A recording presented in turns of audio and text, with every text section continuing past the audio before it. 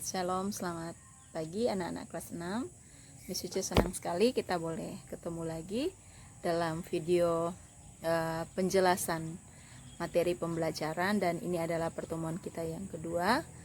Miss Uce harap semua bisa mengikuti dengan baik penjelasannya.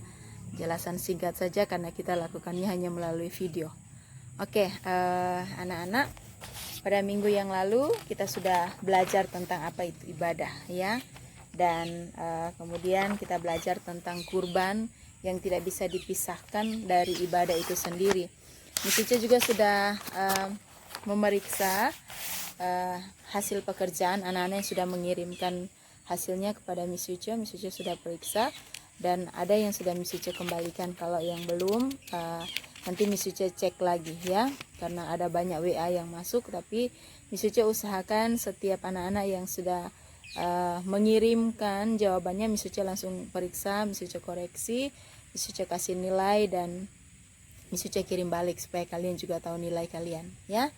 Oke, tapi sebelum kita masuk dalam penjelasan materi hari ini, kita akan berdoa bersama-sama. Dan untuk doa hari ini akan dipimpin oleh ketua kelas Steve Toweka. Dan sebelumnya mari siapkan hati kita, lipat tangan, tutup mata, lalu kita mau berdoa semuanya.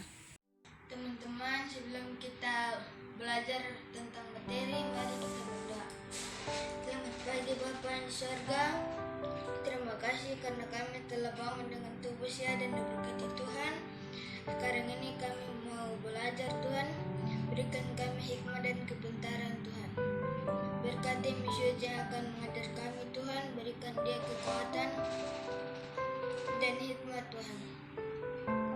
Ajari kami agar apa yang dijelaskan oleh Miss Uce dapat dimengerti, Tuhan. Dalam nama Tuhan Yesus, haleluya, amin. Terima kasih Steve, terima kasih karena sudah memimpin doa. Nanti Miss Uce harap kita bisa bergiliran, jadi tidak setiap minggu Steve, ya, tapi nanti bergiliran. Nanti sebentar untuk doa penutup, Rara yang akan memimpin doa penutup, ya. Oke anak-anak, kita langsung saja. Hari ini kita belajar tentang unsur-unsur ibadah atau bagian-bagian dalam ibadah yang dilakukan oleh bangsa Israel. Jadi dalam ibadah yang dilakukan oleh bangsa Israel itu ada 3 hal yang tidak bisa dipisahkan anak-anak.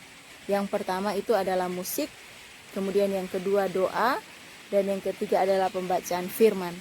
Jadi 3 hal ini tidak bisa dipisahkan dalam yang namanya ibadah. Oke, Miss Uce baca, ya, yang ada di buku, nanti baru Miss Uce jelaskan. Alat musik dalam perjanjian lama pertama kali dicatat dalam kitab Kejadian 4 ayat 21. Kalau ada anak-anak bisa membuka, anak-anak bisa lihat di sana bahwa dalam perjanjian lama alat musik itu disebutkan pertama kali itu dalam kitab Kejadian. Kejadian pasal 4 ayat 21. Dan kita bisa temukan di sana alat musik yang disebutkan itu adalah kecapi dan suling, ya. Nah, alat musik ini terus dimainkan dari masa ke masa sampai terbentuknya bangsa Israel. Dalam penyelenggaraan ibadah, bangsa Israel menggunakan musik. Jadi itu yang Miss Uce bilang tadi, 3 unsur penting yang tidak bisa dipisahkan dalam ibadah itu adalah musik, doa, dan firman Tuhan, ya. Sama, hampir sama seperti yang sekarang ini, ya anak-anak. Oke. Saat pemerintahan Raja Daud, alat-alat musik mulai berkembang dan dibagi menjadi 3 golongan. Jadi setelah dari Kejadian 4 ayat 21 yang awalnya hanya kecapi dan suling, tapi nanti saat perkembangan di pemerintahan Raja Daud, alat musik itu mulai berkembang, ya, sudah lebih banyak lagi jenisnya. Dan itu dibagi dalam 3, digolongkan dalam 3 alat musik, ya. Yang pertama alat musik bertali. Nah, yang kedua alat musik tiup, dan yang ketiga alat musik pukul atau perkusi, ya, pasti anak-anak tahu. Oke, jadi kita mulai dulu dengan apa itu atau jenis-jenis yang masuk dalam alat musik bertali, ya. Tapi masih dalam perjanjian lama yang kita bicara. Jadi dalam perjanjian lama alat musik bertali itu yang ada itu satu kecapi, yang kedua gambus, yang ketiga rebab, yang keempat serdam, ya. Nah, ini 4 jenis alat musik yang ada dalam Perjanjian Lama yang termasuk dalam alat musik bertali. Jadi dia menggunakan tali seperti gitar, ya. Kalau untuk zaman sekarang, jadi kalau dulu itu hanya 4 saja, ya. Jadi kecapi, gambus, rebab, dan serdam. Oke, kemudian alat musik tiup. Alat musik tiup dalam Perjanjian Lama itu ada suling, ada sangkakala, ada sopar, ada katsostera, dan ada kelentung, ya. Misuce usahakan anak-anak dalam video ini, Misuce akan coba mencari gambar-gambar dari alat-alat musik ini, ya, supaya anak-anak bisa lebih memahami bahwa kalau di sini kalau kita lihat mungkin ya anak-anak tahu itu sangkakala dan suling, ya. Itu sudah mungkin ada yang belum pernah melihat sangkakala, tapi Misuce yakin ada sebagian yang sudah pernah lihat karena dulu waktu tim dari Mahanaim datang itu mereka sempat bawa sangkakala yang kita doa di Tanjung Pilawang, ya. Kalau ada yang ikut pasti tahu. Nah, kemudian anak-anak suling itu pasti sudah biasa karena sampai sekarang banyak, ya. Jadi tinggal yang sopar, katsostera, dan kelentung, ya. Oke, itu di zaman sekarang bahkan sudah tidak ada, ya. Oke, anak-anak, lalu yang ketiga, jenis alat musik pukul atau perkusi dalam Perjanjian Lama. Jadi dalam Perjanjian Lama yang ada pada waktu itu untuk jenis alat musik pukul atau perkusi itu yang pertama giring-giring, yang kedua kerincingan, yang ketiga ceracap dan rebana, ya. Nah, Misuce juga yakin kalau ceracap dan rebana pasti anak-anak tahu, ya. Jadi biasa dipakai di gereja untuk rebana. Nah, itu dari zaman Perjanjian Lama, di zaman Raja Daud itu sudah ada, ya. Jadi itu 3 golongan jenis alat musik, ya. Jadi Misuce ulangi lagi, ada 3, yaitu 1 alat musik bertali, yang kedua alat musik tiup, dan yang ketiga alat musik pukul atau perkusi, ya anak-anak. Oke, jadi itu yang untuk pembahasan tentang musik. Sekarang kita masuk di yang kedua, unsur ibadah bangsa Israel yang kedua yang Misuce katakan tadi itu apa? Doa, iya. Kalau ada yang menjawab doa itu benar, ya. Doa. Nah, doa merupakan unsur yang paling penting dalam ibadah. Mazmur dimaksudkan untuk membantu si penyembah menaikkan doa kepada Allah yang ilahi. Doa-doa dalam kitab Mazmur terus-menerus digunakan dalam ibadah dan merupakan buku pegangan para imam, ya. Nah, doa dinaikkan dengan rasa syukur serta bersungguh-sungguh di hadapan Tuhan, diiringi dengan puji-pujian yang mengagungkan nama Tuhan. Jadi doa ini tidak bisa dipisahkan. Sama seperti zaman sekarang, ya anak-anak. Jadi dalam ibadah itu pasti selalu akan ada doa. Dan doa itu harus dilakukan, dikatakan dengan sungguh-sungguh, tidak boleh main-main. Anak-anak semua pasti tahu apa itu doa, ya. Doa itu adalah pada saat seseorang sedang berbicara dengan Allah secara langsung, itu melalui iman, ya. Jadi iman yang ditindaklanjuti dengan kata-kata yang diucapkan di hadapan Allah, itu adalah doa. Dan isi doa itu ada banyak sekali anak-anak, ya. Bahkan kalau dalam jenis-jenis ibadah nanti kita juga akan belajar jenis-jenis doa, ya. Ada doa pembukaan, ada doa syafaat, doa syukur, kan, ada doa pengampunan dosa, doa pembacaan firman dan sebagainya anak-anak. Tapi itu nanti, ya. Tapi anak-anak perlu tahu bahwa unsur yang kedua yang tidak bisa dipisahkan itu adalah doa. Oke, kita lanjut yang ketiga, ya anak-anak. Unsur yang ketiga atau unsur ibadah yang ketiga dalam Perjanjian Lama itu adalah pembacaan firman, ya. Tetapi Misuce mau kasih tahu untuk di zaman Perjanjian Lama, firman yang digunakan itu adalah yang namanya kitab Taurat, atau itu bisa dikenal dengan kitab Taurat itu ada 5, ya. Kejadian, Keluaran, Imamat, Bilangan, Ulangan. Nanti juga kita akan belajar anak-anak, itu sebabnya kita pelan-pelan dulu, ya. Misuce ingin sampaikan bahwa di dalam perjanjian lama, kitab yang digunakan dalam ibadah itu adalah kitab Taurat yang Misuce sebutkan tadi, terdiri dari kitab Kejadian, Keluaran, Imamat, Bilangan, Ulangan, ya. Jadi imam-imam besar biasanya mengucapkan teguran lewat kitab-kitab itu, ya, atau mengucapkan firman yang dipercayakan kepada mereka di dalam bait suci. Nah, inti dari pemberitaan firman adalah bahwa manusia mencapai kesejahteraan dan melakukan kehendak Allah, bahwa manusia diciptakan untuk menjadi milik sesamanya, dan bahwa seluruh manusia diciptakan untuk menjadi milik Tuhan. Jadi salah satu fungsi kitab Taurat itu disampaikan secara terus-menerus untuk memberikan pengertian kepada jemaat pada waktu itu dalam zaman Perjanjian Lama. Mereka menerangkan bahwa manusia itu diciptakan supaya dia juga boleh mengenal bahwa hidupnya itu adalah milik Tuhan. Ya, jadi itu biasa terus-menerus disampaikan, dan juga biasa ada aturan-aturan yang disampaikan, ya, melalui firman Tuhan. Oke, jadi itu tiga unsur penting di dalam ibadah Perjanjian Lama, anak-anak.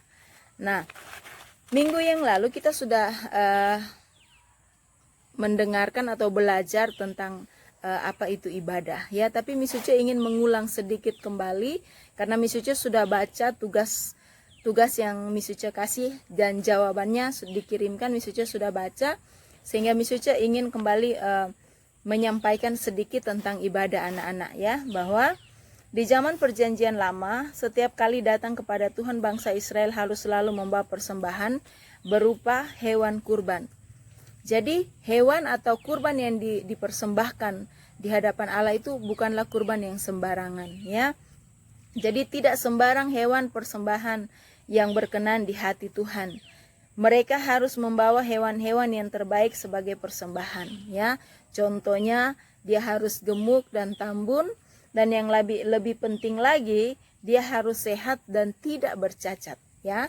Jadi dalam Perjanjian Lama standar ibadah itu, standar segala sesuatu antara manusia dengan Allah itu adalah kekudusan, ya. Jadi bagaimana Allah itu sangat mengharapkan yang namanya kekudusan, termasuk dalam kurban. Jadi tidak boleh hewan yang cacat, sedikit saja cacat itu tidak boleh, ya, tidak berkenan. Harus yang sehat, yang gemuk, ya. Lalu harus yang tidak punya penyakit apapun, penyakit kulit atau apapun itu tidak boleh, ya. Harus benar-benar sehat, harus benar-benar tidak bercacat. Karena Allah menyukai persembahan yang terbaik. Jadi intinya sesuatu yang kita berikan, yang diberikan kepada Allah itu harus sesuatu yang terbaik, termasuk standar kurban yang diberikan oleh Allah kepada umat Israel pada zaman Perjanjian Lama waktu itu, anak-anak, ya. Jadi kurban itu kemudian dibawa kepada imam, lalu diserahkan kepada Allah melalui ibadah persembahan kurban. Jadi kalau dulu Misuce bilang di zaman awal sekali manusia membuat atau beribadah lewat kurban itu secara individu, tetapi sudah masuk dalam perkembangan setelah Raja Salomo, ya, kemudian membangun sinagog atau bait suci sebagai tempat untuk berkumpul orang beribadah. Nah, itu tata ibadahnya sudah diatur. Jadi orang-orang yang mau beribadah atau membawa kurban itu mereka harus memilih kurban yang terbaik dalam bentuk hewan, kemudian membawa itu kepada imam-imam, dan nanti imam-imam yang akan mempersembahkan itu sebagai kurban kepada Allah, ya. Jadi tidak lagi secara langsung seperti itu. Oke. Ibadah zaman Perjanjian Lama merupakan, jadi makna ibadah Perjanjian Lama itu adalah merupakan respon manusia terhadap kebaikan Allah. Jadi satu tindakan yang dilakukan, ibadah itu adalah satu tindakan yang dilakukan oleh manusia terhadap kebaikan Allah sebagai respon, sebagai balasan, ya, untuk setiap kebaikan Allah yang mereka terima, dan bukti ketaatan manusia kepada Allah, karena memang ibadah itu adalah wajib diminta oleh Allah, ya. Oke, mereka harus membawa maaf Misuce salah, ibadah mengambil tempat yang penting dalam sejarah kehidupan bangsa Israel. Karena Allah bersedia membuka kembali hubungan dengan manusia. Ya, sistem persembahan kurban adalah bagian dari upaya Allah untuk menciptakan suatu bangsa yang mendengar suaranya dan mengikut Dia. Jadi memang dalam perjanjian lama anak-anak setelah kejatuhan manusia di dalam dosa, dan kemudian nanti kita akan belajar panjang sampai nanti di sejarah Yesus bagaimana Allah terus berkarya untuk membawa umatnya, membawa anak-anak yang dikasihinya termasuk kita untuk menerima hidup yang kekal. Ya, salah satu yang dibuat oleh Allah supaya manusia itu tidak putus hubungan dengan Dia karena dosa yang sudah dilakukan di Taman Eden, ya dengan cara membuat sistem atau mengadakan aturan ini, ya, yaitu dengan cara harus beribadah lewat kurban, meskipun lewat kurban-kurban. Misuce sudah baca ada yang berkata bahwa karena dalam perjanjian lama itu tidak ada pengampunan dosa tanpa pertumpahan darah. Wah, itu benar sekali, ya. Tapi itu sudah jauh sekali karena kita nanti akan tetap masuk ke situ anak-anak. Tapi Misuce memang belum masuk ke situ karena kita akan mengikuti semua yang harus kita pelajari dari awal, ya. Jadi itu benar anak-anak, nanti semua akan menjurus kepada karya keselamatan yang dikerjakan oleh Allah melalui Yesus Kristus untuk membayar lunas setiap dosa-dosa manusia, dengan tujuan bahwa Tuhan tidak menginginkan manusia itu binasa atau dihukum di api neraka. Tapi semua yang dikerjakan Allah tujuannya adalah satu, karena Dia mengasihi manusia, karena Dia mau manusia diselamatkan, dan itu nanti digenapi dalam karya melalui putranya yaitu Yesus Kristus, ya. Oke, jadi anak-anak mungkin ada pertanyaan, lalu bagaimana cara manusia merespon kebaikan Allah di dalam ibadah, ya. Jadi kalau tadi kan dibilang ibadah zaman perjanjian lama itu maknanya merupakan respon atau tindakan balik atas setiap kebaikan dari Allah. Ya, jadi manusia melakukan sesuatu tindakan yaitu ibadah karena merasa kebaikan Allah yang mereka terima tiap-tiap hari, ya.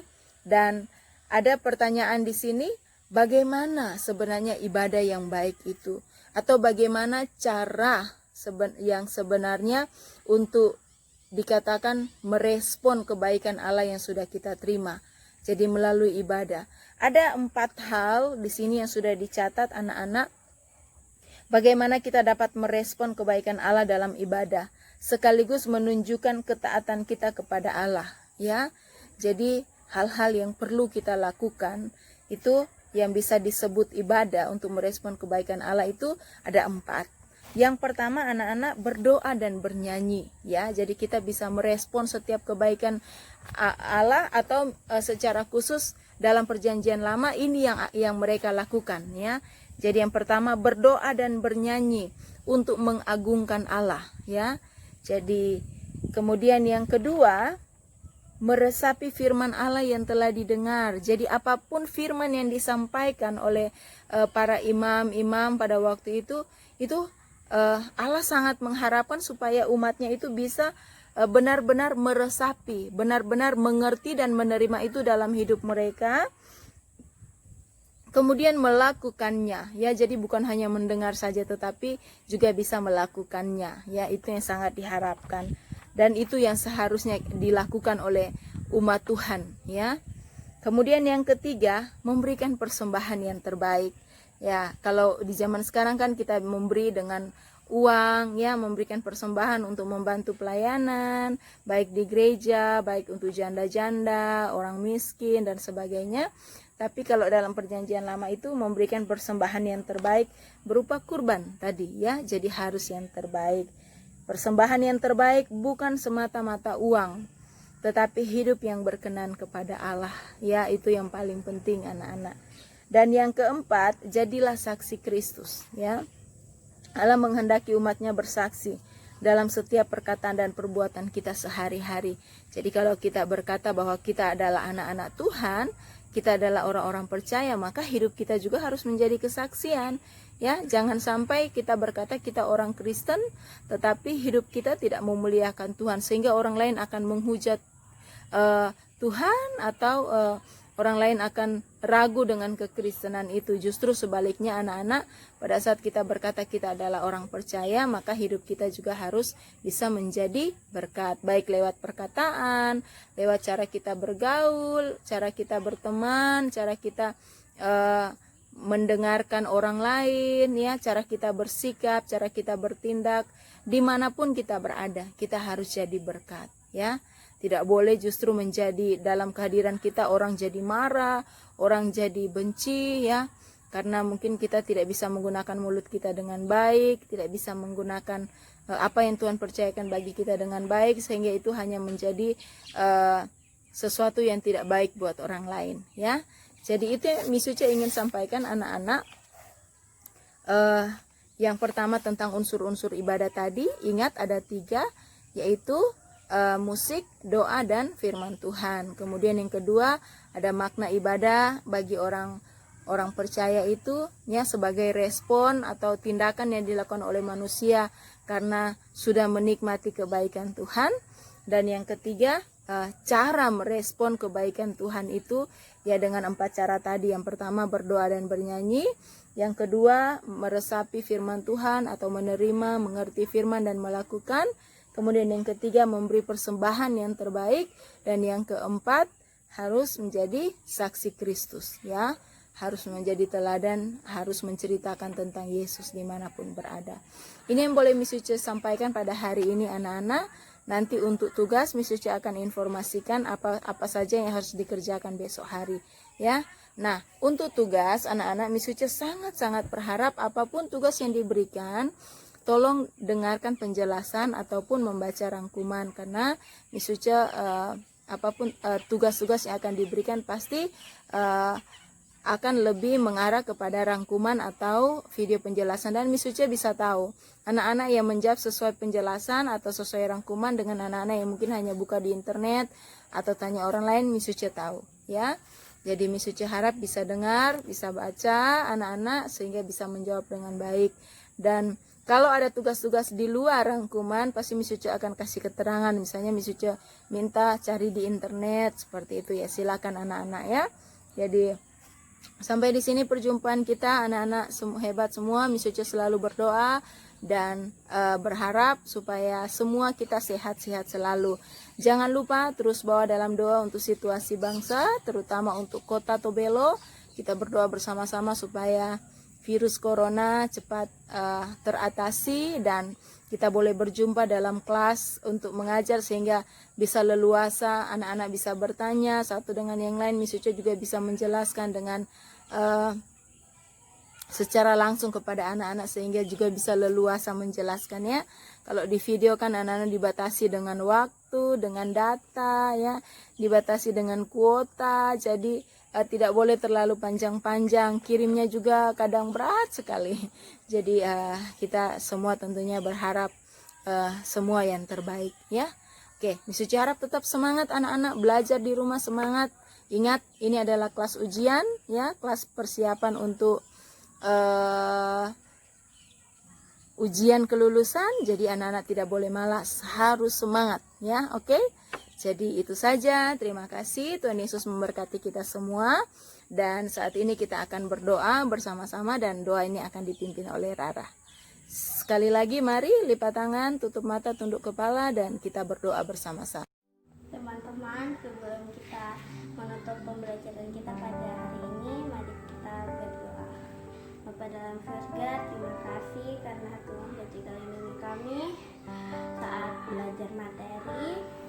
Tuhan berkati kami supaya kami dapat mengerti materi, dan juga berkati guru-guru yang mengajar kami, dan juga Tuhan berikan supaya guru-guru dan kami semua diberikan kesehatan selalu.